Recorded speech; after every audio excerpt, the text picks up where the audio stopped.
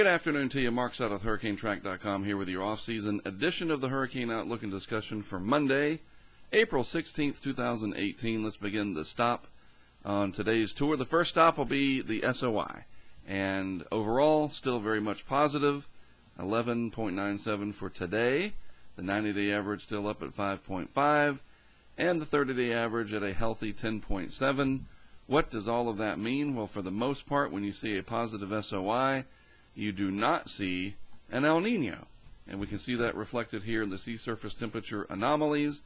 Generally colder than average for the most part, but moderating, warming up ever so slightly every day in the tropical Pacific. In the Atlantic, still have a large area of colder than normal temperatures here, just north of the main development region for the most part. Pretty cold off the Iberian Peninsula, but with it being April, there's really not much to be gleaned from that in terms of how will that affect the upcoming hurricane season. Probably not too much, because that is still more than roughly 45 days away. The Gulf of Mexico running above average overall. Try to draw it in yellow here. And remember, that does not affect the upcoming hurricane season per se, because the Gulf is always going to be warm enough. What I am interested in is that warm Gulf advecting warm, energy-laden air into the lower 48 for severe weather as the low-pressure areas come out of the plains and move across the eastern parts of the country, and we will talk about that at the end of this update. We cover the tropics first, some topics related to the tropics, and then we cover lower 48 weather, because if you're prepared and aware for hurricanes, you should be prepared and aware for pretty much anything, right? So that's the goal here. We want to make sure you are up to date on pretty much everything. All right, so looking at what temperatures looked like last year, this is the anomalies map from about a year ago, and you can see this horseshoe area through here. It extends up into the North Atlantic. Much, much warmer in the eastern parts of the Atlantic Basin as we compare that to today. And the Pacific this time last year, of course, was much warmer, especially in the eastern part. So a vast difference over a year ago, but in terms of this year, no major surprises, nothing that jumps out at me as being either worrisome or makes me scratch my head. Why is that there? Why is this happening? Everything generally seems right on course overall. And looking at the subsurface, now this is very important, the subsurface anomalies, and this is kind of like a slice through the ocean, if you will, from the surface up here at the top, 450 meters deep at the bottom, and what we can see is this large warm pool right through here. And it's important to point out, though, even though this is present, notice that a good deal of the warmth, those positive anomalies, is still below 100 meters, which is where I drew that line, tried to keep it straight. The upper part of the ocean here, the upper 100 meters, really still overall neutral. Not a lot of warm water intrusion from this warm pool that resides fairly substantially below the surface here. And this is where the Southern Oscillation Index comes into play. When it is strongly positive, you get these easterly winds persisting across the tropics, keeping this warm pool submerged, if you will. It's a simple way to put it anyway. And when you have a deeply negative SOI or strong westerly winds coming across, it's easier to sort of push this water eastward. It then gets upwelled off the coast of South America, and it spreads out. It's able to come to the surface. And really, too, when the trade winds relax, that's when this is able to come to the surface. And a positive SOI does not allow for a relaxation of the trade winds. And so this is how everything is connected. And we can further see that on this diagram, which is a mind-blowing diagram if you don't know how to read it. Generally speaking, the best way to describe this is where we are today. All right, this is our beginning time of the European EPS, the Ensemble Prediction System, showing the winds at about 5,000 feet from now until May 1st. So here's the present right here. This is May 1st down here. All of these blues and darker blues and green, these stretches through here indicate easterly wind bursts coming in the future. Where will they be happening? Well, this corresponds to here, and this corresponds to here on this map. See that? So basically what this shows me, between now at the top and the 1st of May at the bottom, in the part of the Pacific Ocean, all through here, where we watch for El Nino Southern Oscillation, or ENSO, nothing but easterlies for the next several weeks. You don't see any of these colors, which are an indication of a relaxation of those trade winds. All right? In the far eastern Atlantic, and that extends, here's Africa, and you know how the Atlantic basin curves through, maybe a little relaxation, but overall, even in the Atlantic, generally fairly strong easterlies, though not as strong, the trades, as we're seeing coming up. You see that burst there, that one there, and then another one, a smaller one, coming up down the road. And all of that impacts areas through the tropical Pacific. So this is sort of the GFS has a version of this as well. But this tells me, going into May, no strong westerly winds in a good deal of the tropical Pacific. Although in the western parts over here, that extend down here and here, maybe a little bit of a relaxation from here on out. But that's way far east of the date line even. So in the part of the Pacific Ocean that we really track the El Nino, pretty much nothing but easterlies coming up. Hopefully that makes sense to you. All right, another way to look at it, this is the CFS V2. Thought I would show this today. I don't usually show the climate models because they've been horribly wrong recently, but we're in mid-April, and the biggest thing I wanted to point out, first of all, you notice that the average here, the mean, right on the neutral line. I mean, you clearly see that.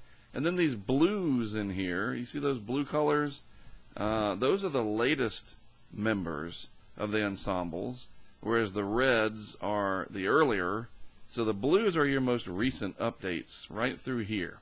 And you can see if we just kind of highlight those into an envelope, a good deal of them are still into La Nina or cold neutral. The point being, we're not seeing anything like this towards El Nino.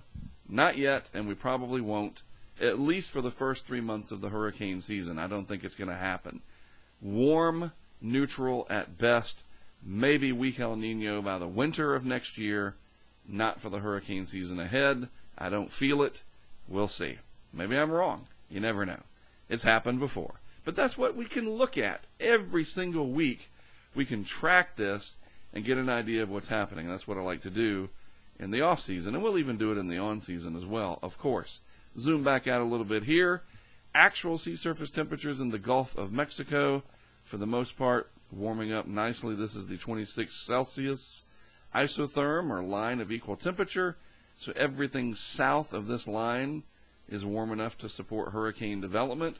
But since it's April, that's probably not going to happen. 100% chance of it not happening. But I just wanted to show you that things are progressing. Again, no major surprises in the Gulf, sea surface temperature-wise. A little warmer overall, but as we know, by August or whatever, the Gulf will be warm enough regardless. In the Atlantic, again, the gradient here, I really like this. The temperature difference over distance is fairly significant, where you have mid to upper 70s through here, and then 40s and 30s over here. So the gradient in the temperature is pretty steep, and you get this interesting coloration on this particular scale of the map, delineating the walls overall of the Gulf Stream right through here. And the Gulf Stream is running warmer than average overall, and most of the subtropics are too, but nothing surprising, because it's been that way for years. And that's a whole other thing we could talk about maybe one day. You maybe have seen these articles about the Gulf Stream and the North Atlantic Current. It's kind of day after tomorrow talk, but that's out of my area of expertise. I'll just show you this and move on. Let's just put it that way. And speaking of moving on, let's move on to lower 48 weather, because again, I want to make this clear. If you're ready for hurricanes and hurricane season, and you're aware and you're watching this stuff, that means that you have an interest in weather as a whole, hopefully. And I just want to make sure people are aware of what's going on. We have we all have busy lives. The news cycle and everything going on outside in the outside world, outside of weather, is maddening at best, right? So it's hard to get your attention. So I just want to point some things out. Extreme fire weather problems here in parts of all of New Mexico. We're going to focus on this in just a moment. We saw this storm system move through, still some thunderstorms and dreary, horrible weather up in the Northeast. Poor New England. Not only did you lose the Super Bowl, and no comments about that, but now you're paying sort of the price, so to speak. It has nothing to do with football. I'm just being a troll here. I'm not a New England Patriot fan. That doesn't mean I don't like them. I'm just not a fan. But my goodness, the winter has dragged on, and even today, from the Northeast, it's just terrible. But let me show you this, though, back to some seriousness. This is the fire weather danger, and it's very extreme here. I mean, they say extreme, but trust me, it's bad in Texas, New Mexico, parts of southeast Colorado, southwest Kansas, and the western Oklahoma Panhandle. Let me put this into perspective for you. This is the equivalent of a Category 4 or 5 hurricane heading for the coast, or an EF5 tornado. Of course, you don't know that until it's done its damage, but or a high risk of severe weather.